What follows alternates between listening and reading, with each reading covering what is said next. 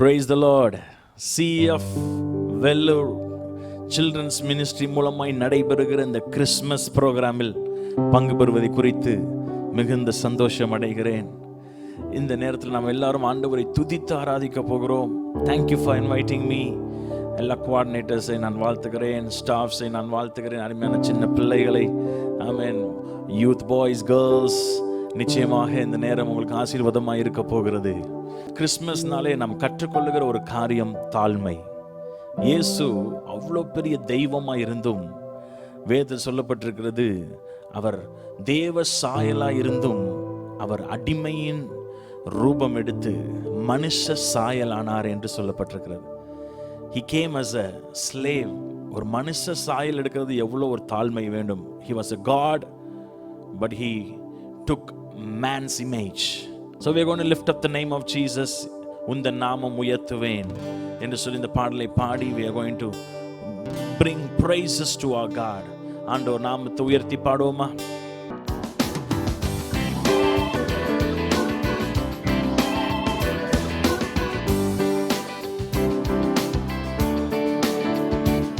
நீ கைகளை தட்டி நீங்கள் பாடலாம் இந்த பாடலை. உந்தன் நாமம் உயர்த்துவே, துதிகள் பாடி மகிழ்ந்திடுவே, எந்தன் வாழ்வில் நிறைந்தவர் நீரே, மீட்க வந்தேன் மகிழ்ந்திடுவேன், பாதை காட்டிடவே பூவில் வாழ்ந்திரே, சிலுவை சென்றவரே, நாடி வந்தேனே, சாவை வென்றவரே, உயிர் தெழுந்தவரே, உந்தன் நாமம் உயர்த்துவே.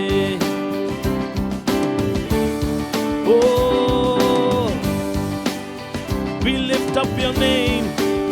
சொல்லுங்க எல்லாரும். உந்தன் நாமம் உயர்த்துவே, உந்தன் நாமம் உயர்த்துவே, துதிகள் பாடி மகிழ்ந்திடுவேனே, எங்கள் வாழ்வில் நிறைந்தவர் நீரே,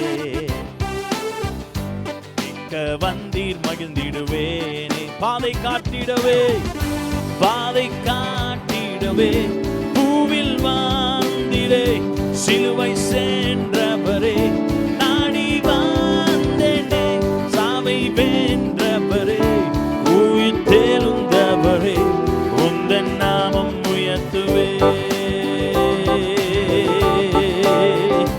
பாதை காட்டிடவே, பூவில் வாழ்ந்திடே, சிலுவை சென்றவரே, நாடி வந்தேனே, சாவை வென்றவரே, உயிர் தெழுந்தவரே, உந்தன் நாமம் உயர்த்துவே.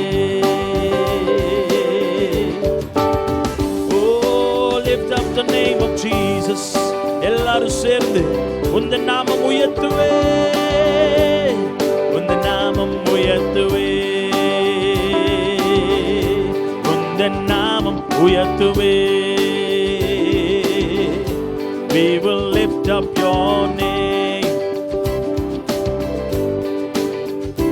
Hallelujah. கைகளை உயர்த்துங்க. Let Jesus control over me. ஆண்டவருடைய நாமம் என்னை ஆதிக்கம் செலுத்தட்டும், என்னை ஆளுகை செய்யட்டும், மற்ற எல்லா நாமங்கள் என் வாழ்க்கையில செயலந்து போகட்டும். Hallelujah. Thank you Jesus. நன்றி ஆண்டவரே. Thank you Father God. இன்னொரு பாடலை பாட போறோம். இயேசுவின் நாமமே மேலான நாமமே. ஆமென். இந்த பாடலை பாடி தொடர்ந்து ஆண்டவர் நாமத்தை நாம் உயர்த்த போகிறோம். Thank you Jesus.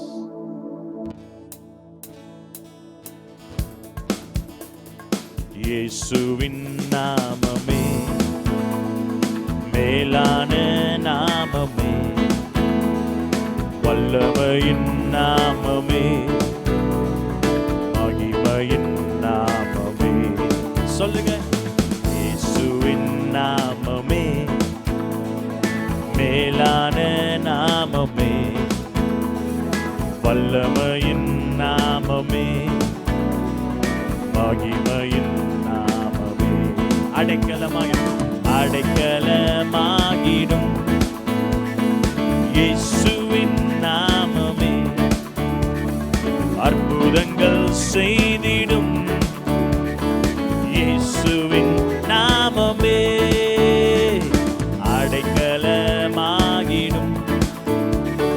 இயேசுவின் நாமமே அற்புதங்கள் செய்திடும். இயேசுவின் நாமமே அகில உலகை ரட்சித்திடும் இரட்சக நாமமே. அகில உலகை ரட்சித்திடும் இரட்சக நாமமே. மகிமையின் நாமமே எங்கள் இயேசுவின் நாமமே. அகில உலகை ரட்சித்திடும் இரட்சக நாமமே. மகிமையின் நாமமே எங்கள் இயேசுவின் நாமமே.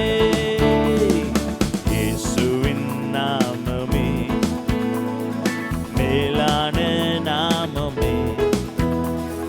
வல்லமையின் நாமமே மகிமையின் நாமமே. ஹல்லேலூயா. அந்த சரணத்தை மட்டும், கடைசி சரணத்தை மட்டும் நாம் பாட போகிறோம். அகில உலகை ரட்சித்திடும் இரட்சக நாமமே. தாபரமாகிடும் இயேசுவின் நாமமே. அகில உலகை ரட்சித்திடும் இரட்சக நாமமே. மகிமையின் நாமமே இயேசுவின் நாமமே. ஆமென். தடைகளை தகர்த்திடும் இயேசுவின் நாமமே. தாபரமாகிடும் இயேசுவின் நாமமே. தடைகளை தகர்த்திடும் இயேசுவின் நாமமே. தாபரமாகிடும் இயேசுவின் நாமமே. அகில உலகை ரட்சித்திடும் இரட்சக நாமமே. அகில உலகை ரட்சித்திடும் இரட்சக நாமமே. மகிமையின் நாமமே எங்கள் இயேசுவின் நாமமே. இயேசுவின் நாமமே மேலான நாமமே. வல்லமையின் நாமமே மகிமையின் நாமமே. இயேசுவின் நாமமே மேலான நாமமே. Yes, Father God. மகிமையின் நாமமே மகிமையின் நாமமே. ஹல்லேலூயா. அப்படியே கண்களை மூடி இயேசுவே அப்படின்னு சொல்லுங்க. இயேசுவே இயேசுவே உம்மை சொந்தமாக கொண்டதென் பாக்கியமே. இதை விடவும் பெரிதான மேன்மை வேறொன்றும் இல்லையே. இயேசுவே உம்மை சொந்தமாக கொண்டதென் பாக்கியமே. இதை விடவும் பெரிதான மேன்மை வேறொன்றும் இல்லையே. எத்தனை பேர் சொல்றீங்க இந்த உலகத்திலேயே மேன்மையானது என்னன்னா அவரை சொந்தமாய் கொண்டதுதான். எனவே இந்த நேரத்தில் ஆண்டவரே இயேசுவே உம்மை சொந்தமாய் கொண்டது என் பாக்கியமே. இதை விடவும் பெரிதான மேன்மை இல்லை அப்படின்னு சொல்லிட்டு இன்னொரு பாடலை பாடி நாம் முடிக்க போகிறோம். இயேசுவே உம்மை சொந்தமாக கொண்டதென் பாக்கியமே. இதை விடவும் பெரிதான மேன்மை வேறொன்றும் இல்லையே. இயேசுவே சொந்தமாய் கொண்டதென் பாக்கியமே. இதை விடவும் பெரிதான மேன்மை வேறொன்றும் இல்லையே. கால்கள் சறுக்கின வேளையில் பதறாமல் கரம் நீட்டி தாங்கினி. பாதங்கள் சறுக்கின வேளையில் பதறாமல் கரம் நீட்டி தாங்கினி. பாவம் எல்லாம் நீக்கி நீ என்னை பாடி மகிழ வைத்தீ. பாரமெல்லாம் நீக்கி நீ என்னை பாடி மகிழ வைத்தீ. இயேசுவே சொந்தமாய் கொண்டதென் பாக்கியமே, இதை விடவும் பெரிதான மேன்மை வேறொன்றும் இல்லையே. ஓ இயேசுவே சொந்தமாய் கொண்டதென் பாக்கியமே, இதை விடவும் பெரிதான மேன்மை வேறொன்றும் இல்லையே. எஸ், இந்த உலகத்துல இயேசுவை ருசித்து பாருங்க. அதை காட்டிலும் மேன்மையான இந்த உலகத்துல வேற எதுவுமே கிடையாது. nothing is as honorable as salvation. ரட்சிப்பு தான் அந்த உலகத்திலேயே பெரிய மேன்மை. ஆண்டவரே நீங்க போதும் சொல்லுங்க இந்த நேரத்தில். Lord, you are enough for me.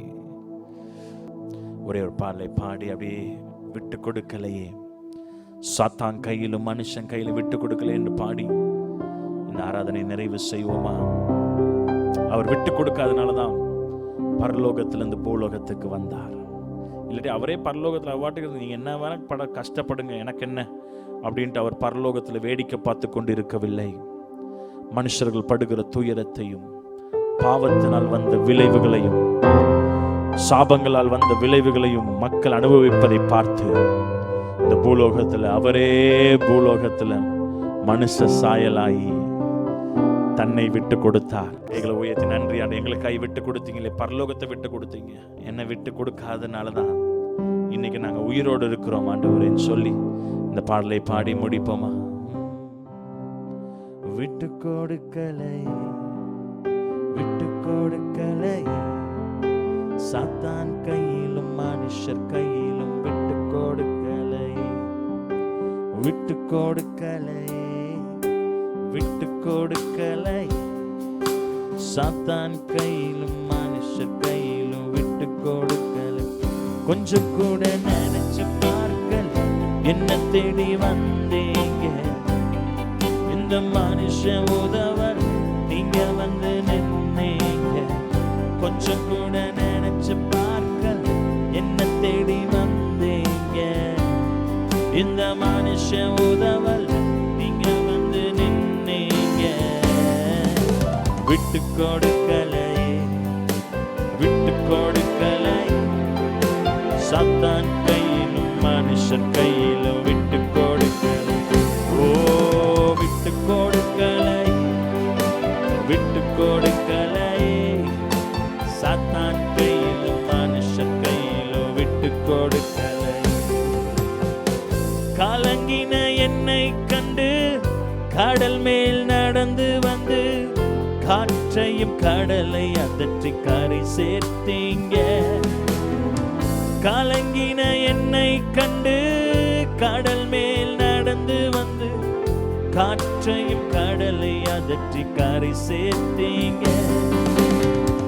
அற்ப விசுவாசம் நிறைந்த என் வாழ்க்கையில அற்புதம் செய்பவராய் வந்து விட்டீங்க. என்ன ஆற்றி தேற்றி அரவணைச்சீங்க, நல்ல தகப்பனாக தூக்கி சுமந்தீங்க. விட்டு கொடுக்கலை, விட்டு கொடுக்கலை, சாத்தான் கையிலும் மனுஷர் கையிலும் விட்டு கொடுக்கலை. இயேசையா விட்டு கொடுக்கலையே, விட்டு கொடுக்கலையே, சாத்தான் கையிலும் மனுஷர் கையிலும் விட்டு கொடுக்கலையே. ஓ கைகளை உயர்த்தி தேங்க்யூ டாடி. இயேசையா, இயேசையா, ஓ இயேசையா, இயேசையா. விட்டு கொடுக்கலை, விட்டு கொடுக்கலை, சாத்தான் கையிலும் மனுஷர் கையில் விட்டு கொடுக்கலை. ஆமா ஆண்டவரே, ஆண்டவரே எங்களோடு சேர்ந்து இணைந்து ஆராதித்துக் கொண்டிருக்கிறவர்களை கண்ணோக்கி பாரும். அருமையான வாலிப பிள்ளைகளை கண்ணோக்கி பாரும்.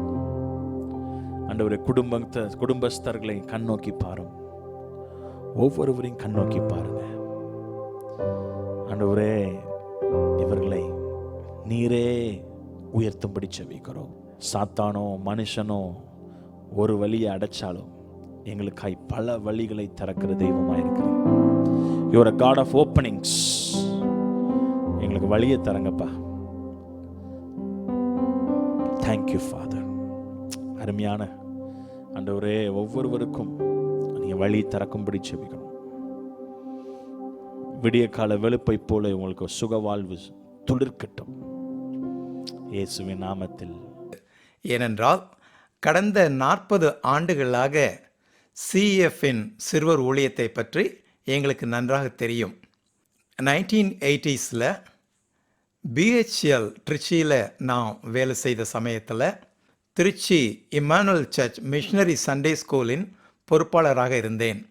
அப்பொழுது அங்கே திருச்சி சிஎஃப் டைரக்டராக பணிபுரிந்த டாக்டர் கிறிஸ்டபர் எங்களுடைய ஞாயிறு பள்ளியோடு இணைந்து பிள்ளைகளுக்கு பப்பட் மூலமாக, அது மட்டுமன்றி சிறப்பாக கதைகள் சொல்வதன் மூலமாக பிள்ளைகளை ஆண்டவருக்குள்ளாக வழிநடத்தினார்கள். பின்னர் 20 ஆண்டுகளுக்கு முன்பாக நாங்கள் சென்னைக்கு வந்த பொழுதும் சென்னை வேளச்சேரி சிஎஸ்ஐ நல்மை பராலய மிஷனரி ஞாயிறு பள்ளியின் பொறுப்பை ஏற்ற பொழுது சிஎஃப்னுடைய நேஷனல் டைரக்டராகிய இம்மானுவல் பிரபுவும் அவரது மனைவி ஃபேனியும் எங்களுடைய ஞாயிறு பள்ளி ஆசிரியர்களுக்கு சிறப்பு பயிற்சி அளித்து பிள்ளைகளையும் உற்சாகப்படுத்தினார்கள். எங்களுடைய பிள்ளைகளுக்கு சிஎஃப்னுடைய வேர்ட்லெஸ் புக், வார்த்தை இல்லாத புத்தகம் என்பதை எவ்வாறு பயன்படுத்தி இயேசுவை அறியாத பிள்ளைகளுக்கு இயேசுவை பற்றி அறிவிக்கவும் ரட்சிப்பின் பாதையிலே வழிநடத்தவும் சொல்லிக் கொடுத்தார்கள். எனவே இப்படிப்பட்ட ஒரு நல்ல சிறுவர் பணியை செய்யும் இந்த சிஎஃப் ஆஃப் இந்தியா இன்னும் சிறந்து இந்த இந்திய தேசத்திலே பணி செய்ய வேண்டும் என்று நாங்கள் விரும்புகிறோம்.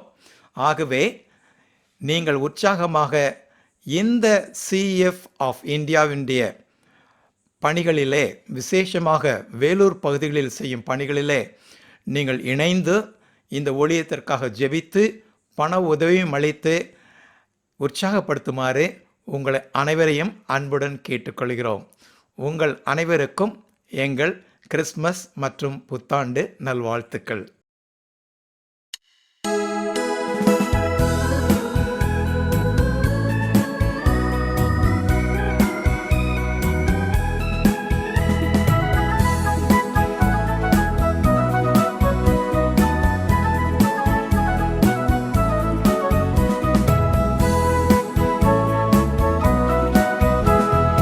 உன்னத தேவனுக்கே மகிமை, உலகில் சமாதானமாய்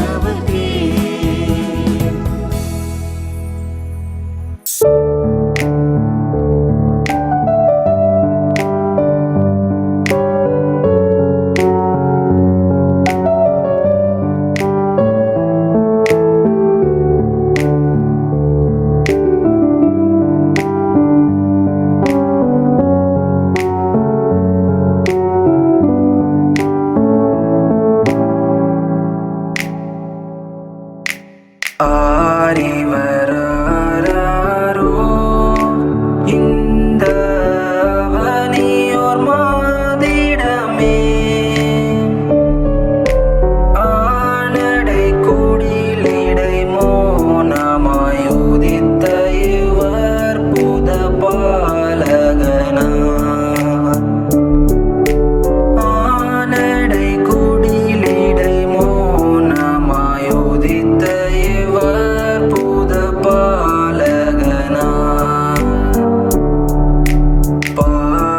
பாருருவாகும் முன்னே இருந்த பரம்பொருள் தானே வரோ சீருடன் புவிவானவை பொருள் யாவையும் சிருஷ்டித்த மாவலரோ சீருடன் புவிவானவை பொருள் யாவையும் சிருஷ்டித்த மாவலரோ ஆரிவராரோ இந்த அவனியோர் மாதிடமே ஆனடை குடிலிடை மோனமாய் உதித்த இவர் புத பாலகனா ஆனடை குடிலிடை மோனமாய் உதித்த இவர் புத பாலகனா மேசியா இவர்தானோ நம்மை மீட்டிடும் நாதர்கோலோ ஆசையாய் மனிதருக்காய் மரித்திடும் மதியன்புள்ள மனசானோ ஆசையாய் மனிதருக்காய் மரித்திடும் மதியன்புள்ள மனசானோ ஆரிவராரோ இந்த அவனியோர் மாதிடமே ஆனடை குடிலிடை மோனமாய் உதித்த இவர் புத பாலகனா ஆனடை குடிலிடை மோனமாய் உதித்த இவர் புத பாலகனா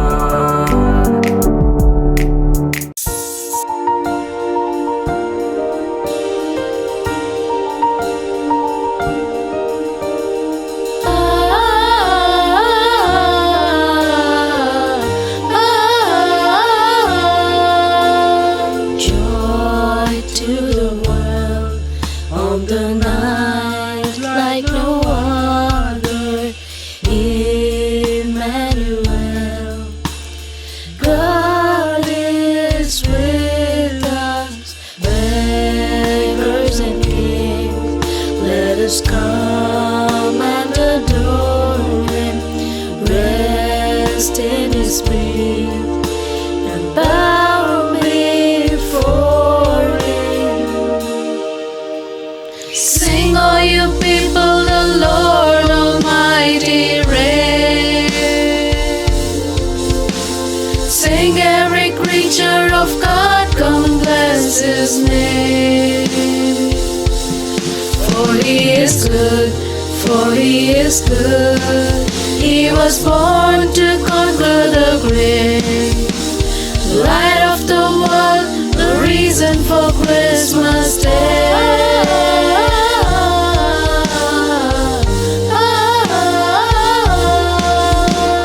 Stars we have seen over deserts and oceans.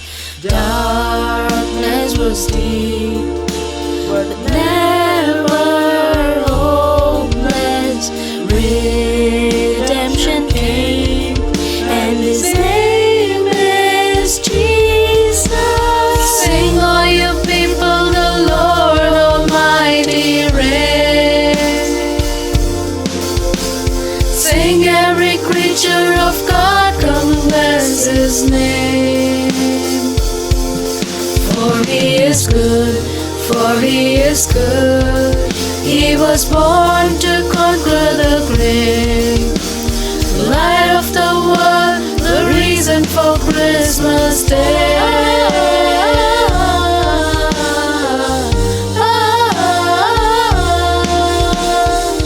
From the mountains we will shout it out, for the Lord our God Almighty reigns. He is with us, He is with us now, for the Lord our God Almighty reigns. From the mountains we will shout it out, for the Lord our God Almighty reigns.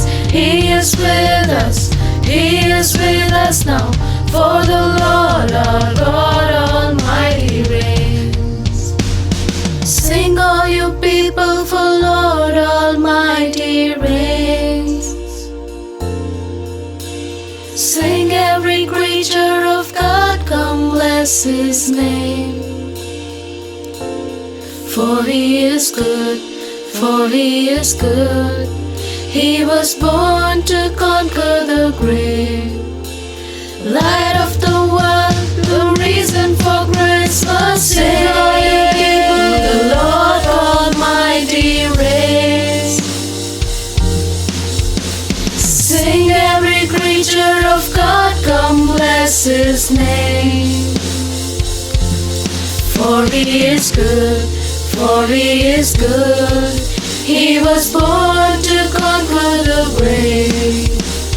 Light of the world, the reason for Christmas Day. Light of the world, the reason for Christmas Day.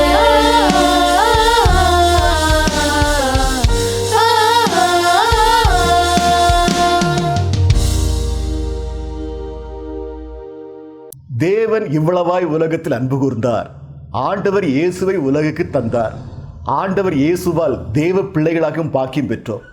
அவரது அன்பை நினைப்பது, அறிவிப்பது, பாடுவது அதிக மகிழ்ச்சியான காரியம். CF Vellur branch மூலம் நடத்துகின்ற கிறிஸ்மஸ் கூடுகையிலே சிஎஃப் கோயம்புத்தூர் பிரான்ச் சார்பாக பங்கு பெற்று கிறிஸ்மஸ் வாழ்த்துக்களை தெரிவித்துக் கொள்கிறோம். ஆண்டவர் இயேசு கொடுக்க வந்த இரட்சணித சந்தோஷம் நம் அனைவருக்கும் உரித்தாவதாக.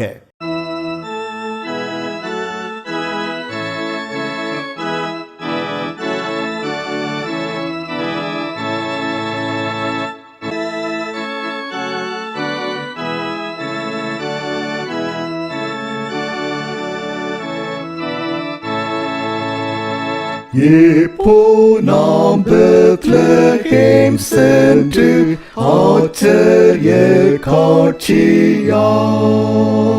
பாலனான நம் ராஜாவும் பெற்றோரும் காணலாம். வான்ஜோதி மின்னிட தீவிரித்து செல்வோம். தூதத்தின் கானம் கீதமே கேட்போமே தினமாம். இப்போ நாம் பெத்லகேம் சென்று ஆச்சரிய காட்சியாம் பாலனான நம் ராஜாவும் பெற்றோரும் காணலாம். தூதரில் சிறிய தூய தெய்வமைந்தன் உன்னத வானலோகமே உண்டிங்கவருடன். இப்போ நாம் பெத்லகேம் சென்று ஆச்சரிய காட்சியாம் பாலனான நம் ராஜாவும் பெற்றோரும் காணலாம். நம்மை உயர்த்துமாம் பிதாவின் மகிமை முந்தி நம்மில் அன்பு கூர்ந்தார் போற்றுவோம் தெய்வன்பை. அப்போ நாம் ஏகமாய் கூடி விசுவாசத்தோடின்றே சபையில் தங்கும் பாலனின் சந்நிதி சேர்வோமே. மகிழ்ந்து போற்றுவோம் ஜோதியில் ஜோதியே. கர்த்தாவிற் பிறந்த தினம் கொண்டாட தகுமே. ஆமென்.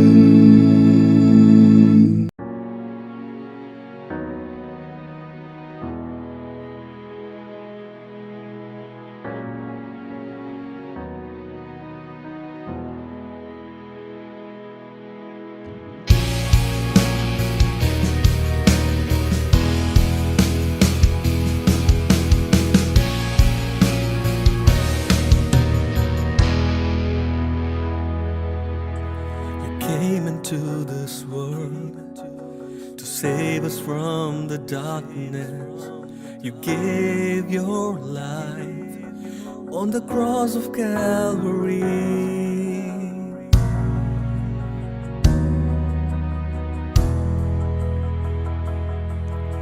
You came into this world to save us from the darkness. You gave your life on the cross of Calvary. The curse of sin is broken, and you gave us a new life. So we take this good news to the ends of the earth.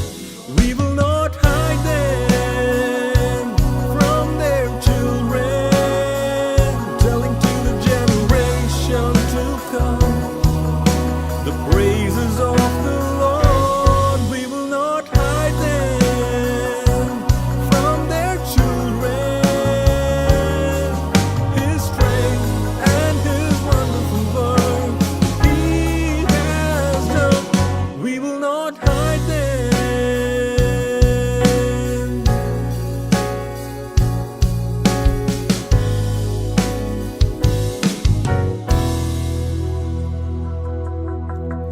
This nation needs your love, and the children need the good news.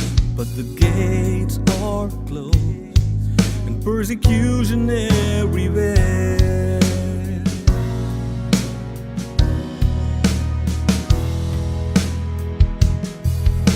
This nation needs your love, and the children needs the good news. But the gates are closed, and persecution everywhere. So let's join our hands together to lift His holy name. For our Lord has gone a battle, and the victory will be ours. We will not hide them from their children, telling to the generation to come the praises of the Lord. We will not hide them from their children. His strength and His wonderful works He has done. We will not hide them from their children, telling to the generation to come the praises of the Lord. We will not hide them from their children. His love and His wonderful works He has done. We will not hide them.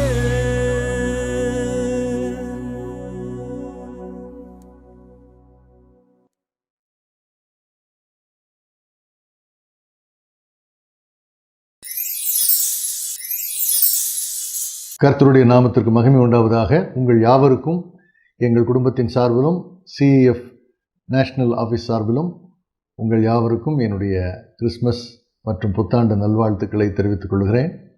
இந்த நாள் விசேஷமான ஒரு நாள். ஆண்டவருடைய பிறப்பின் நற்செய்தியை நாம் மறுபடியும் ஞாபகப்படுத்தி அதன் நோக்கங்களை அறிந்து கொள்ளக்கூடிய ஒரு நாளாக இருக்கிறதற்காக அவருக்கு நான் நன்றி செலுத்துகிறேன். கர்த்தருடைய நாமத்தினாலே உங்கள் யாவரையும் வாழ்த்துகிறேன். இம்மட்டுமாக நீங்கள் வேலூர் ஊழியங்களை தாங்கி அதற்காக ஜெபித்து அதற்காக கொடுத்து உதவி வந்திருக்கிறீர்கள்.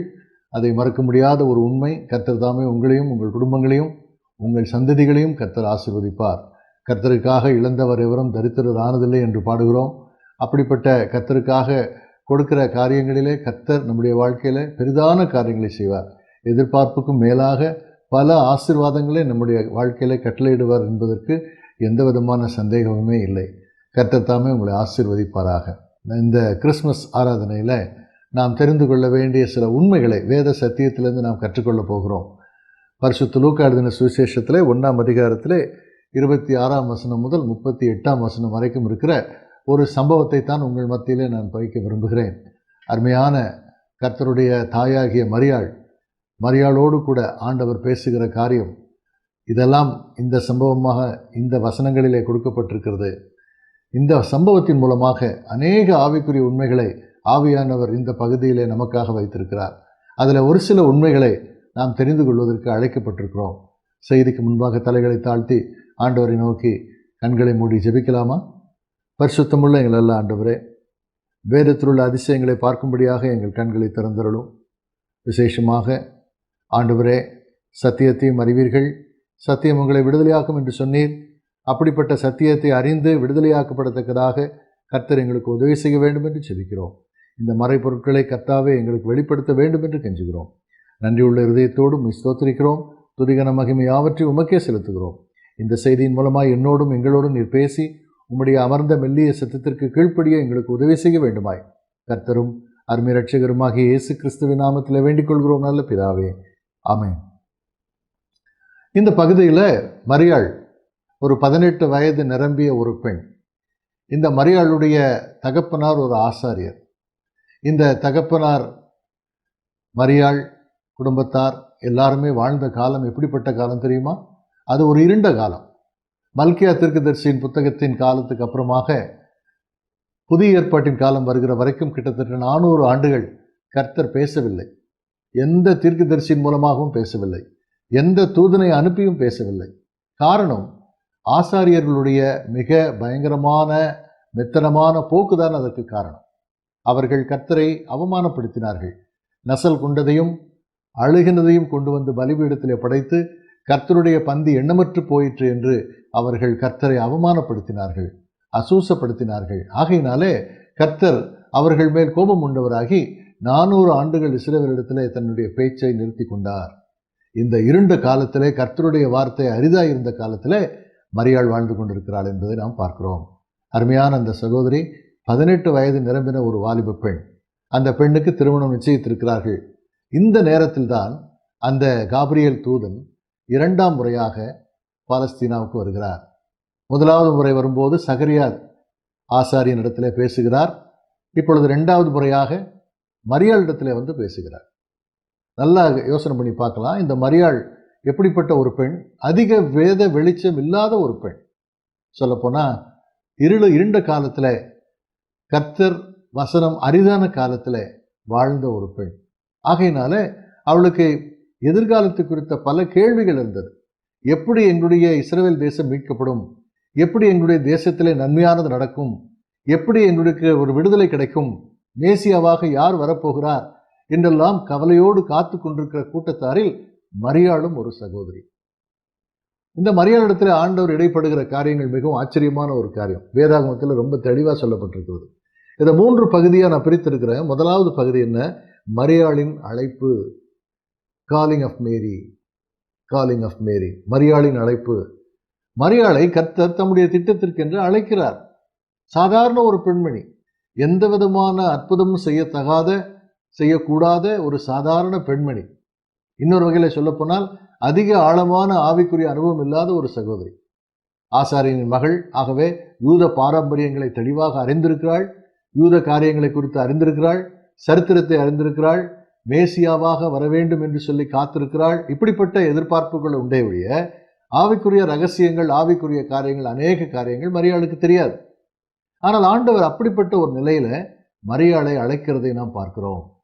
God's calling to Mary. எதுக்காக அழைக்கிறார்? அற்புதமான ஒரு அழைப்பு. என்ன அழைப்பு? தேவகுமாரன் மரியாள் இடத்திலிருந்து தோன்றுவார் என்ற அந்த அழைப்பு மிகப்பெரிய உன்னதமான ஒரு அழைப்பு. அதுக்கு ஆண்டவர் கொடுக்கிற ஒரு அஸ்திவாரம் என்ன தெரியுமா? கிருபை பெற்றவளே நீ வாழ்க, கிருபை பெற்றவளே நீ வாழ்க, கர்த்தர் உன்னோடு இருக்கிறார், ஸ்திரீகளுக்குள்ளே நீ ஆசீர்வதிக்கப்பட்டவள் என்று சொல்லி அவளுடைய நிலையை ஆண்டவர் மரியாளுக்கு எடுத்துரைக்கிறதை நாம் பார்க்கிறோம். ஆண்டவருடைய அழைப்பு எப்படி வருகிறது? ஆண்டவருக்கென்று பிரத்யேகமாக வாழுகிற மக்களுடைய குணாதிசயங்களை ஆண்டவர் அவர்களுக்கு வெளிப்படுத்தி காட்டுகிறார். வெளிப்படுத்தி காட்டுறது மாத்திரமல்ல, இந்த ஊழியத்தை நிறைவேற்ற வேண்டும் என்று ஆண்டவர் நம்பிக்கையோடு கூட அழைக்கிறதை நாம் பார்க்கிறோம். ஆண்டவருடைய அழைப்பு எப்பொழுதுமே அப்படிதான். மரியாளுடைய ஸ்பெஷல் டேலண்ட், அதாவது சிறப்பான தாளந்துகள் எதுவும் மரியாள் இடத்துல இல்லை. பெரிய படித்து பட்டம் பெற்று பாண்டித்தியம் பெற்றவளும் கிடையாது. சாதாரண ஒரு குடும்பத்தை சேர்ந்த சாதாரண ஒரு பெண்மணி தான். ஆனால் ஆண்டவருடைய அழைப்பு அப்படிப்பட்ட ஒரு பெண்மணிக்கு வருகிறது என்று சொன்னால் அது எப்பேற்பட்ட ஒரு பெண்மணியாக அவள் இருந்திருப்பாள் என்று யோசித்து பார்க்கலாம். அன்புக்குரிய சகோதரி, அற்புதமான ஆண்டவரை நேசிக்கின்ற ஒரு குடும்பத்தில் பிறந்திருக்கிறார் இல்லையா? ஆண்டவருடைய அழைப்பு அப்படித்தான். பரிசுத்த வாழ்க்கைக்கு முக்கியத்துவம் கொடுக்கிற தேவன், பரிசுத்த வாழ்க்கையில மகிமைப்படுகிற தேவன். நம்முடைய தாளந்துகள், நம்முடைய திறமைகள், நம்முடைய படிப்பு, நம்முடைய அந்தஸ்து எல்லாவற்றையும் ஒதுக்கி வைத்துவிட்டு ஆண்டவர் பார்க்கிற ஒரே ஒரு காரியம், இதயத்திலே பரிசுத்தம் உள்ளவர்கள். இதைத்தான் அவர் மிகப்பெரிய ஒரு தகுதியாக வைத்திருக்கிறார் என்று சொல்லி பார்க்கிறோம். அப்ப ஆண்டவர் சொல்லுகிறது என்ன? ஸ்திரீகளுக்குள்ளே நீ ஆசீர்வதிக்கப்பட்டவள். அப்படின்னா என்ன அர்த்தம்? எல்லா பெண்மணிகளும், எல்லா யூத பெண்மணிகளும் ஆசீர்வதிக்கப்பட்டவர்கள் தான். ஆனா அதை விட அதிகமாக ஆசீர்வதிக்கப்பட்டவள் நீதானம்மா. அதனாலதான் கர்த்தர் உன்னை தெரிந்து கொள்கிறார். தெரிந்து கொள்வதற்கு பல நோக்கங்கள் உண்டு. ஆண்டவருடைய அழைப்பு பலருக்கு பல விதங்களிலே வந்திருக்கிறது. நாம் எல்லாம் பர்ஃபெக்டா இருக்கிறோம், நல்ல பரிசுத்தமா இருக்கிறோம், அதனாலதான் கர்த்தர் நம்ம அழைக்கிறார் என்று சொல்ல முடியாது. பேதுரு, யாக்கோபு, யோவான் எல்லாம் மீன் பிடிச்சிக்கிட்டு இருந்தாங்க. கர்த்தருடைய அழைப்பை குறித்து கொஞ்சம் கூட தெரியாம இருந்தாங்க. அழைப்புன்னா என்னன்னே புரியாது. ஆனா ஆண்டவர் அவர்களை அழைக்கிறார். அழைப்புக்கான சூழ்நிலைகளை உருவாக்குறார். அந்த சூழ்நிலைகளின் வாயிலாக அவரை அழைத்து அவர்களை பயன்படுத்துகிறதை நாம் பார்க்கிறோம். அதேதான் இங்கே மரியாளுக்கு அழைப்புக்கான சூழ்நிலையை உருவாக்குகிறார். என்ன சூழ்நிலை? ஒரு குமாரன் அவள் வயிற்றிலே பிறக்க போகிறாள். இது சாதாரண ஒரு அழைப்பல்ல. கல்யாணம் பண்ணாத ஒரு பெண் கர்ப்பவதியாவது சாதாரணமான ஒரு காரியம் அல்ல. யூத மத பாரம்பரியத்தின்படி திருமணமாகாமலே கர்ப்பவதியாகிற பெண்ணுக்கு பயங்கரமான தண்டனை கொடுக்கப்படும். கல்லெறிந்து கொல்லக்கூடிய தண்டனை தான் அது. ஈவு இரக்கம் இல்லாம, எந்த விசாரணையும் இல்லாம கொண்டு போய் ஊருக்கு வெளியில நிறுத்தி கல்லெறிந்து கொன்று விடுவார்கள். The punishment was so severe. ஆனால் அந்த விதமான ஒரு நெருக்கமான காலகட்டத்தில், அந்த விதமான சட்ட திட்டங்கள் இருக்கக்கூடிய காலகட்டத்தில் ஆண்டவர் மரியாளை தெரிந்து கொள்கிறார். அந்த அழைப்பு விலையேற பெற்றது. அந்த அழைப்பு சாதாரணமானதல்ல. அந்த அழைப்பு மகிமை நிறைந்தது. அதற்கு அதிகமான தியாகம் தேவை, அதிகமான அர்ப்பணிப்பு தேவை, அதிகமான ரிஸ்க், அதிகமாக நாம பொறுப்பெடுத்து காரியங்களை செய்யக்கூடிய தைரியம் வேணும். அந்த தைரியம் இல்லைன்னா நம்மளால ஒன்றும் செய்யவே முடியாது. மரியாளுக்கு எவ்வளவு தைரியம் இருந்தால் அதை ஏற்றுக்கொள்ளக்கூடிய ஒரு மனப்பக்குவத்தை ஆண்டவர் கொடுத்துருப்பார். யோசனை பண்ணி பாருங்க. கல்யாணம் பண்ணி குழந்தை பிறக்கிறதா இருந்தால் அது வேற விஷயம். கல்யாணமே ஆகாம உன் வயிற்றில் ஒரு குமாரன் பிறப்பான்னு சொல்வது எவ்வளவு கடினமான ஒரு காரியம். இந்த அழைப்பு மரியாளுக்கு கொடுக்கப்பட்டது. காரணம் என்ன? தேவன் மரியாளை தகுதியுள்ளவள், தன்னுடைய அழைப்புக்கு பாத்திரமானவள், தேவ குமாரனை இந்த உலகத்திற்கு கொண்டு வரக்கூடிய தகுதி பெற்றவள் என்று சொல்லி முழுவதுமாய் நம்பி இருக்கிறார். அதனால தான் இந்த அழைப்பு கொடுக்கப்படுகிறது. கிறிஸ்துவுக்குள் அருமையானவர்களே, நம்முடைய வாழ்க்கையில் அந்த தகுதி இருக்கிறதா? அழைப்புக்கு ஏற்ற தகுதி உள்ளதா? யோசித்து பார்க்கலாம். கிறிஸ்துமஸ் காலங்களிலே கொண்டாட்டங்கள் இருக்கலாம், சந்தோஷம் இருக்கலாம், ஆகாரங்கள், நல்ல ஆகாரங்களை உண்ணலாம், நல்ல புது துணிமணிகளை உடுத்திக் கொள்ளலாம். எல்லாவற்றுக்கும் மேலாக ஆண்டவருடைய அழைப்பு ஒன்று எனக்கு இருக்கிறதா?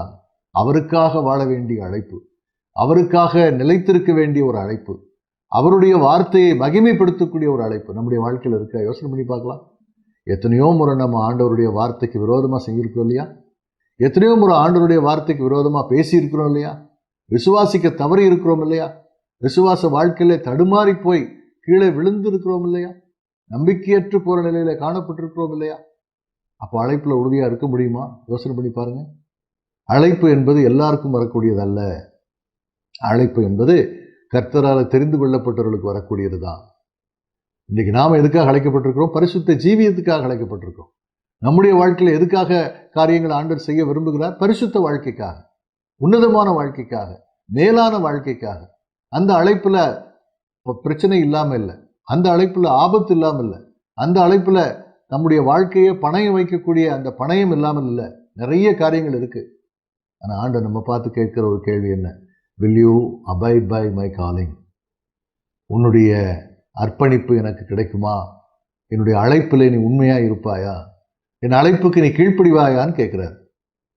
யோசனை பண்ணி பாருங்க. ஆண்டவர் நம்மை அழைத்திருக்கிறார் இல்லையா? இந்த கிறிஸ்துமஸ் காலங்களிலே நாம் அதிகமாக ஞாபகப்படுத்தி கொள்ள வேண்டிய ஒரே ஒரு காரியம், கர்த்தர் என்னை பரிசுத்த வாழ்வுக்கு என்று அழைத்திருக்கிறார்.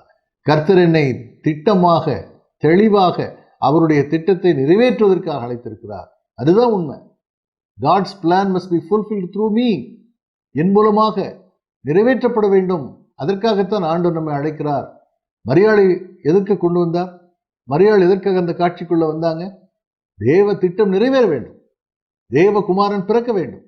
மரியாளின் வயிற்றிலே பிறக்க வேண்டும். அதற்கு ஒரு பரிசுத்தமான மனுஷி தேவை. ஆண்டவர் தெரிந்து கொண்ட அந்த பரிசுத்தமான மனுஷி யார் தெரியுமா? மரியாள் தான். என்ன அருமையான ஒரு அழைப்பு பார்த்தீங்களா? இந்த அழைப்பு நம்முடைய வாழ்க்கையில் அதிகமாக நாம் உணர வேண்டியவர்களாக இருக்கிறோம். இந்த அழைப்பை நாம் உணர்வோமானால் மிகப்பெரிய காரியங்களை ஆண்டவர் நமக்காக செய்து கொடுக்க முடியும். மறந்து போகவே வேண்டாம். அழைப்புங்கிறது சாதாரணமான ஒரு காரியம் அல்ல. இரண்டாவது காரியம், மரியாளின் அழைப்பு மாத்திரமல்ல, மரியாளின் குழப்பம், த கன்ஃபியூஷன் ஆஃப் மேரி. மரியாளுடைய குழப்பம். அவர் சொல்றாரு, வேத வசனத்தில் ரொம்ப தெளிவா காபிரியல் சொல்றாரு. என்ன சொல்றாரு? உனக்கு உன்னிடத்திலிருந்து பரிசுத்த தேவகுமாரன் பிறக்கும் என்று சொல்கிறார். உடனே அந்த அம்மாவுக்கு பாருங்க, ரொம்ப இன்னசென்ட். நான் இன்னும் திருமணம் ஆகலையே, புருஷனை அறியேனே, எனக்கு எப்படி பிள்ளை உண்டாகும்? குழப்பம். அழைப்புக்கு நடுவில் குழப்பங்கள் வருவது சகஜமான ஒரு காரியம். அந்த குழப்பத்திற்கு தெளிவாக தேவன் பதிலளிக்கிறவராக இருக்கிறார் என்பதை தான் இங்கிருந்து நம்ம படிக்கிறோம். குழப்பம் இல்லாத எந்த ஒரு வாழ்க்கையும் இல்லை. ஆண்டவர் கூப்பிட்டாரு, என்ன செய்வார்? ஆண்டவர் எப்படி நடத்துவார்? எதிர்காலம் எப்படி இருக்கும்? என் வாழ்க்கையில் இப்படியெல்லாம் அமையுமா, அப்படியெல்லாம் அமையுமா? இதையெல்லாம் பார்க்க வேண்டிய அவசியமே இல்லை. உண்மையாக ஆண்டவரை நேசிக்கிற யாராக இருந்தாலும் சரி, குழப்பமடையாத ஒரு எதிர்காலத்தை ஆண்டவர் வைத்திருக்கிறார். தெளிவாக வழி நடத்துகிறேன் என்று வாக்களிக்கிறார். தடைகளை அகற்றுகிறவர் உங்களுக்கு முன்னே செல்லுகிறார் என்று பவுல் எழுதும்போது அது உண்மையான ஒரு வார்த்தை இல்லையா? நம்முடைய வாழ்க்கையில தடைகளை அகற்றி கொண்டு முன்னாலே சென்று பாதைகளை செவ்வாய்ப்படுத்துகிற தேவன் அவர். யோசனை பண்ணி பாருங்க. அந்த நம்பிக்கை நமக்கு இருக்கா? அழைப்புல பயந்து போய் குழப்பத்தோடு இருப்போம், ஆனால் அந்த அழைப்பை நாம் நிறைவேற்ற முடியாது. ஆனா இந்த அம்மா இங்க பாருங்க, குழப்பத்தை ஆண்டவர்கிட்டே சொல்லியாச்சு, தூதன்கிட்டே சொல்லியாச்சு. என்ன சொன்னாங்க? நான் புருஷன் எறியேனே, இது எப்படி ஆகும்? இது எப்படி ஆகும்? நியாயமான கேள்வி, மறுக்க முடியாத கேள்வி, நியாயமான ஒரு சந்தேகம், பதிலளிக்கப்பட வேண்டிய ஒரு சந்தேகம். ஆண்டவர் அப்படியே விட்டுட்டு போயிடல. அதுக்கு ஆண்டவர் பதில் சொல்றாரு. என்ன சொல்றாரு? உன்னிடத்தில் பிறக்கும் பரிசுத்தம் உள்ளது தேவனுடைய குமாரன் எனப்படும். என்ன அழகா சொல்லியிருக்காங்க. பரிசுத்த ஆவியானவர் உன்மேல் வருவார், உன்னதமானவருடைய பலம் உன்மேல் நிழலிடும், உன்னிடத்தில் பிறக்கும் பரிசுத்தம் உள்ளது தேவனுடைய குமாரன் எனப்படும். என்ன அழகான ஒரு எக்ஸ்பிளனேஷன் பார்த்தீங்களா? God wanted his people to obey his command, his calling. அதுதான் இன்னைக்கு ஆண்டவர் செய்ய விரும்புகிறார். அந்த அழைப்பு, அந்த காலிங், அந்த திட்டவட்டமான அந்த வெளிப்பாடை உணர்ந்து கொண்டு தங்களை அர்ப்பணிக்க வேண்டும் என்று சொல்லி விரும்புகிறார். எனக்கு அருமையான சகோதரனே, சகோதரி, குழப்பத்தில் இருக்கிறீங்களா? இந்த வருஷம் இப்படி ஆயிற்றே, அடுத்த வருஷத்தில் நான் என்ன செய்வேன்? அடுத்த வருஷம் எனக்கு என்ன நடக்க போகுது? அடுத்த வருஷத்தை குறித்த பாரம் எனக்கு இருக்கிறதே, கண்ணீர் இருக்கிறதே, கவலை இருக்கிறதே, எதிர்பார்ப்பு இருக்கிறதே. ஐ ஆம் confused. The last year I am confused totally. I do not know what will happen to me in the future. But don't worry. பயப்படாதீங்க, கவலைப்படாதீங்க. கர்த்தர் உங்களோடு இருக்கிறார். வேதம் என்னைக்குமே ஒரு நாளும் பொய் சொன்னதே இல்லை. God is with you as Emmanuel. Emmanuel என்பதற்கு தேவன் நம்மோடு இருக்கிறார் என்ற அர்த்தம் இல்லையா? மரியாளுடைய வாழ்க்கையில் நீங்கள் பார்த்தீங்கன்னா அந்த குழப்பத்தை ஆண்டவர் தெளிவுபடுத்துகிறார். சிறப்பான ஒரு தெளிவுபடுத்துகிறார். எல்லாவற்றுக்கும் மேலாக ஒரு அற்புதமான வாக்கை கொடுக்கிறார். என்ன வாக்கு கொடுக்கிறார்? தேவனால் கூடாத காரியம் ஒன்றுமில்லை. கற்பவை இளம் கன்னிகையாக உனக்கும் கற்பவதி என்கின்ற அந்தஸ்தை ஆண்டவரால் கொடுக்க முடியும். ஏனென்றால் தேவனால் கூடாத காரியம் ஒன்றுமில்லை. குழப்பத்தின் மத்தியில் இருக்கிற நமக்கு கொடுக்கிற ஆசீர்வாதம் அதுதான். தேவனால் ஒன்றுமே முடியாது என்பது இல்லை. எல்லாம் கூடும், எல்லாம் கூடும். நம்பிக்கையோடு பின்வரணும். அதுதான் உண்மையான விசுவாசத்துக்கு அழகு. Everything is possible in the sight of God. He is a God of impossibilities. எல்லாவற்றையும் செய்யக்கூடிய வல்லமையுடையவர். நம்புறீங்களா? நம்புறோமா? நம்ப அழைக்கப்பட்டிருக்கிறோம். நம்ம சோர்ந்து போகக்கூடாது, நம்பிக்கையோடு கூட இருக்கணும். அதுதான் ஆவிக்குரிய வாழ்க்கை. கிறிஸ்துவுக்குள் அருமையான சகோதரனே, சகோதரியே, அந்த நம்பிக்கை நமக்கு இருக்கா? ஒரு சின்ன பிள்ளை ஓடி வந்து அவங்க அப்பாட்ட கேட்டா, அப்பா விசுவாசம் விசுவாசம்னு எல்லாருமே சொல்கிறாங்க, எங்கள் சண்டே கிளாஸ் டீச்சர் கூட சொல்கிறாங்க, விசுவாசம்னா என்னப்பா, எனக்கு புரியவே இல்லை அப்படின்னு சொன்னேன். உடனே அவங்க அப்பா சொன்னார், மகளே ஏற்ற நேரத்தில் உனக்கு விளக்கமாக சொல்கிறேன் அப்படின்ட்டு போயிட்டார். அன்றைக்கி ராத்திரி மாடியில் நின்று அந்த பிள்ளை ஒரு அப்பா கொடுக்குற சின்ன சின்ன அட்டை பெட்டியெல்லாம் எடுத்து மேலே அடுக்கிட்டு இருந்தா. ஒரு 8 மணி இருக்கும் ராத்திரி. அந்த இதை அடுக்கிட்டு இருக்கும்போது என்ன ஆகி போச்சு, பயங்கரமாக கரண்ட் கட் ஆகி போச்சு. பயங்கரமான இருட்டு, சாதாரண இருட்டில் கும் இருட்டு. இந்த பாப்பாவுக்கு மேலே இருக்கிறதுக்கு பயமாக இருந்துச்சு.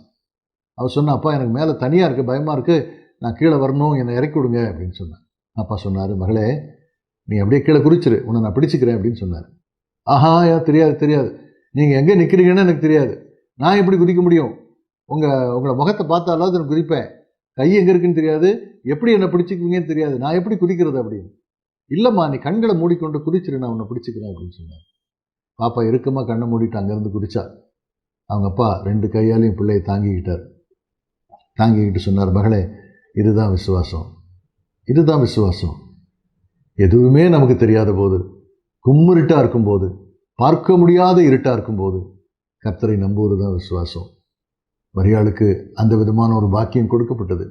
எதிர்காலம் எப்படி இருக்குமோ, நான் ப்ரெக்னென்ட் ஆனேன், நான் பிரசவ இதுக்குள்ளே வந்துட்டேன், பிரசவத்துக்குள்ளே நான் வந்துட்டேன் அப்படின்னு சொல்லி நினைக்கும்போது, அது கேள்விப்படும்போது ஜனங்க என்னை எப்படி ரியாக்ட் பண்ணுவாங்க, இதை பற்றிலாம் அவன் கவலைப்படவே இல்லை.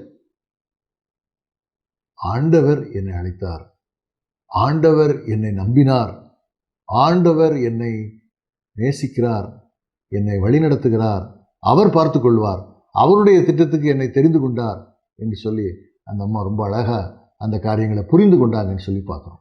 இந்த புரிந்து கொள்ளுதல் தான் நம்ம வாழ்க்கையில் ரொம்ப அவசியம். ஏன்னா விசுவாசம் இல்லாமல் புரிந்து கொள்ளவே முடியாது.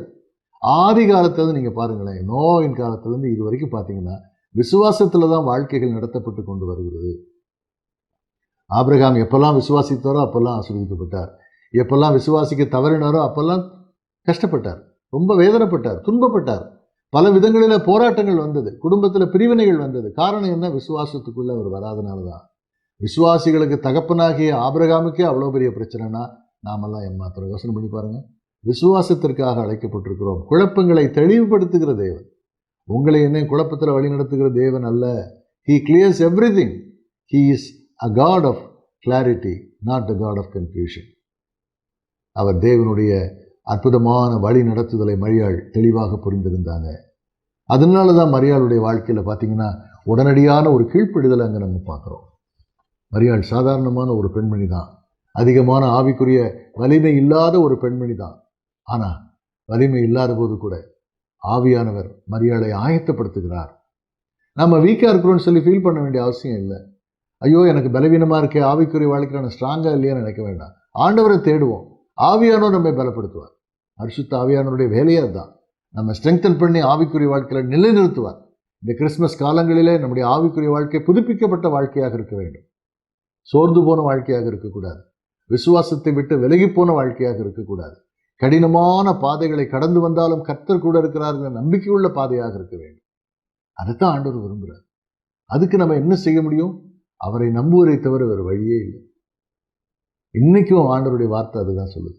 கர்த்தரை நம்புகிறவனோ செழிப்பான் என்று சொல்லுகிறது வேதம், இல்லையா? கர்த்தரை நம்பினவருக்கு ஒரு நன்மையும் குறைப்படாது, கர்த்தரை தேடுகிறவர்களுக்கு ஒரு நன்மையும் குறைப்படாது, இல்லையா? ஏதாவது நன்மை குறைவுபட்டிருக்கா? நம்ம வாழ்க்கையில் கொஞ்சம் யோசித்து பார்ப்போமே. எத்தனையோ கஷ்டங்களிலே, எத்தனையோ நஷ்டங்களிலே, எத்தனையோ வேதனைகளிலே, எத்தனையோ குழப்பங்களிலே கர்த்தர் நம்ம வழி நடத்தலையா? கர்த்தர் நம்மை காத்துக்கொள்ளலையா? கர்த்தர் நம்முடைய கரம் பிடித்து நம்ம கூட வரலையா? God walked with us. எந்த விதமான கைமாறும் எதிர்பார்க்காதபடிக்கு ஆண்டு நம்மை நடத்தினார். அவர் நடத்தினால தான் இன்னைக்கு நம்ம சந்தோஷமா உட்கார்ந்துருக்கிறோம். இல்லைன்னா நம்ம உட்கார்ந்துருக்க முடியாது. பல போராட்டங்கள், பல பிரச்சனைகள், வேதனைகள் பெருகக்கூடிய வாழ்க்கையில நாம் இருந்திருப்போம்.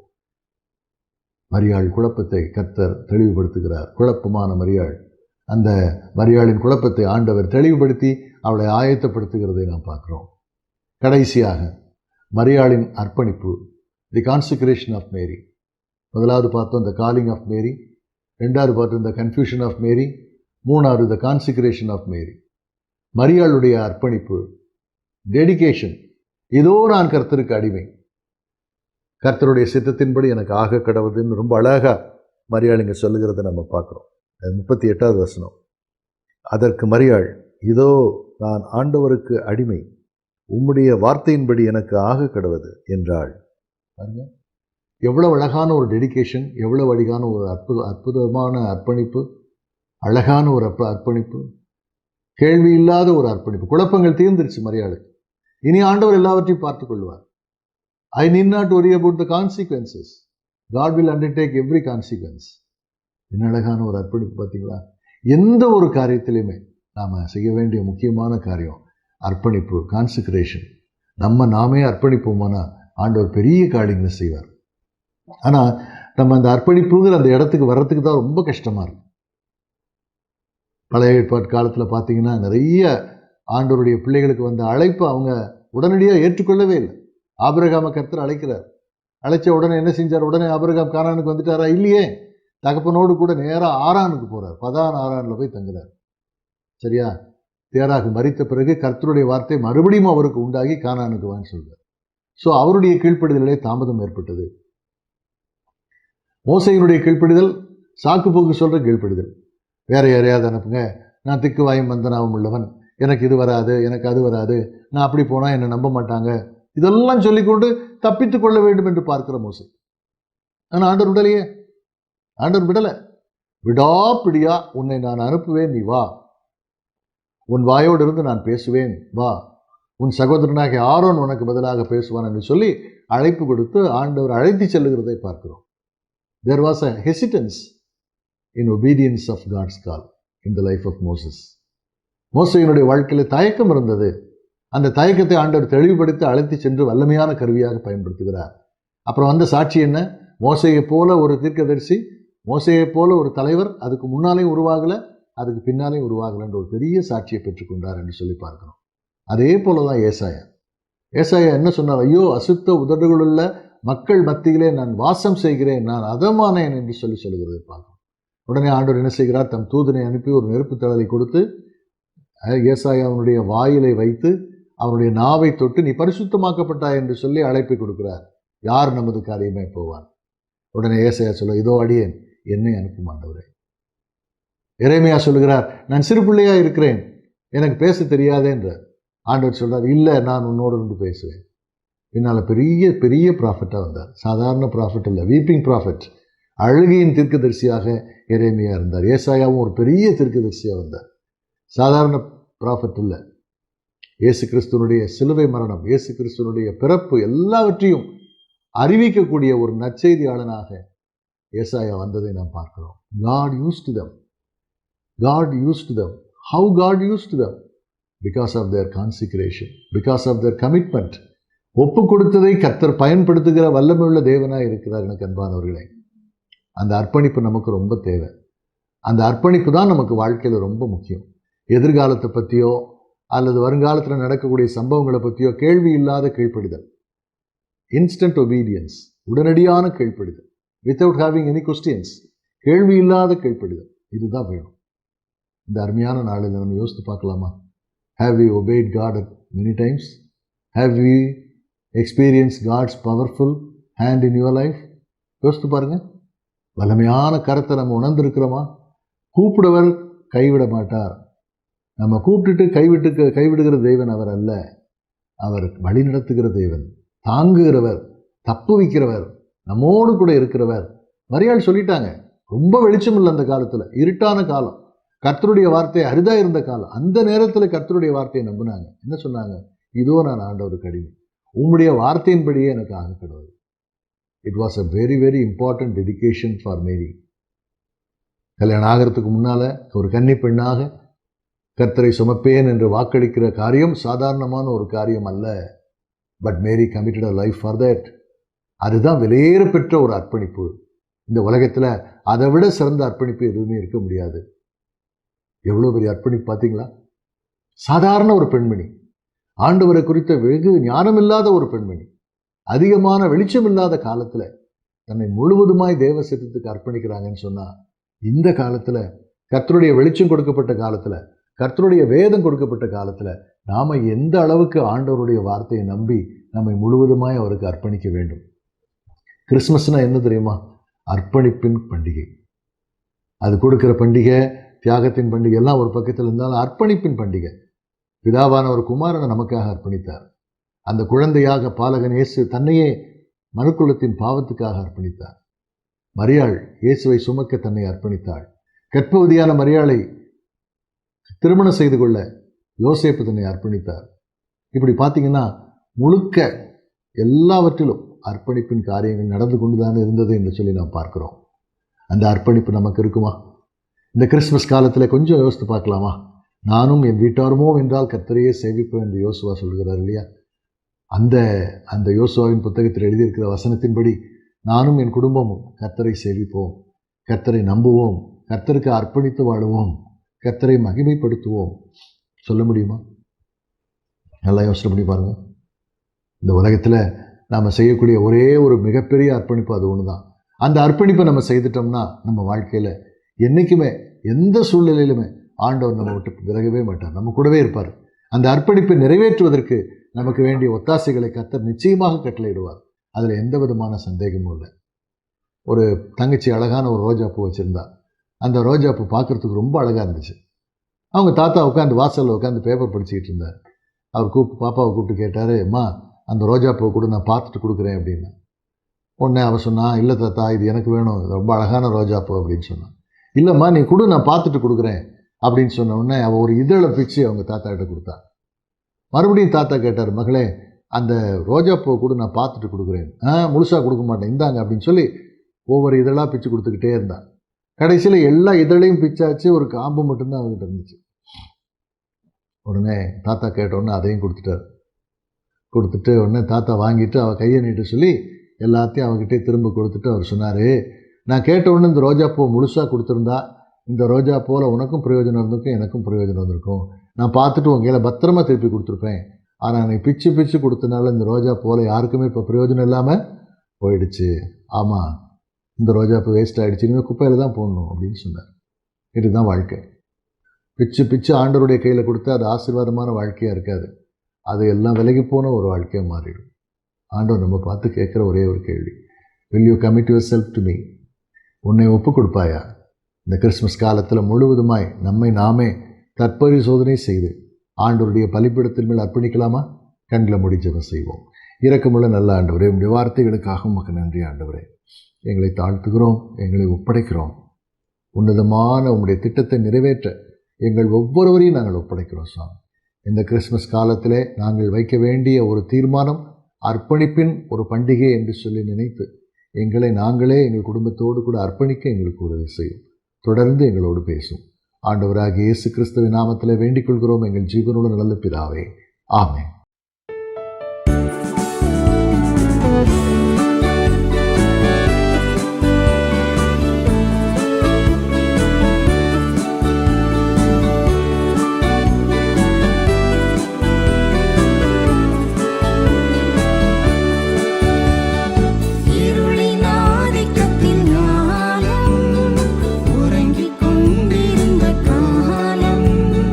பாரும் தெய்வமைந்தன் போல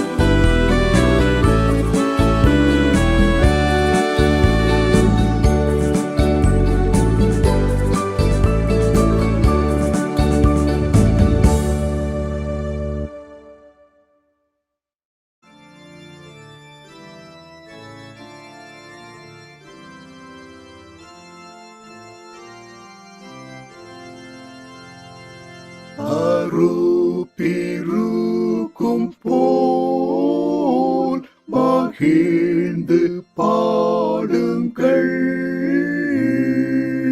நம்மை ஆற்றும் நன்மை இம்முன்னணையிலே மாசூரியன் தன்மை விளங்கும் பிள்ளையே. ஆதியந்தமே ஆதியந்தமே.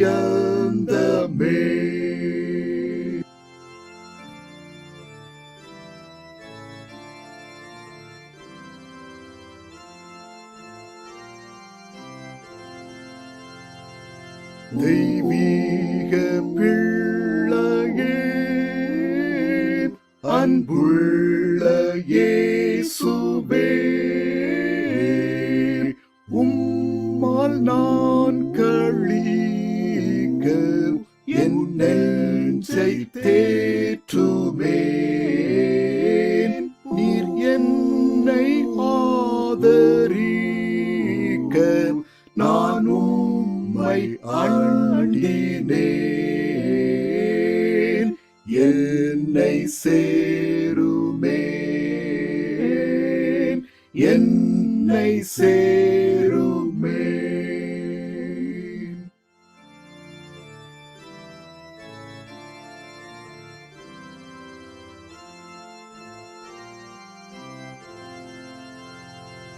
பிதாவின் தாயவும் குமாரன் பட்சமும்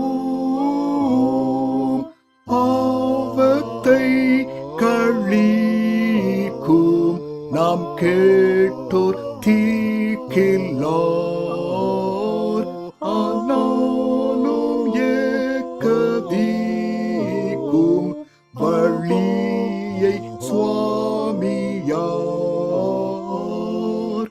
உண்டு பண்ணினார், உண்டு பண்ணினார்.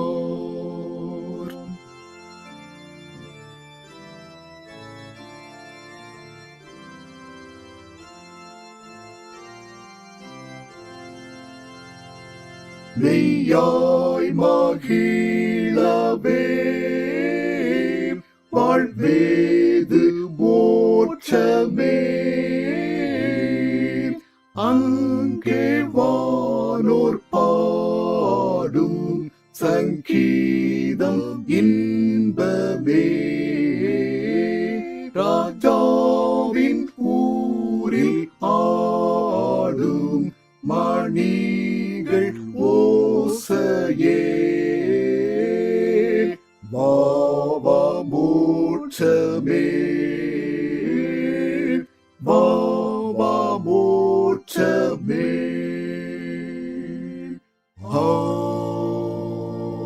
ஆமென். Feliz Navidad,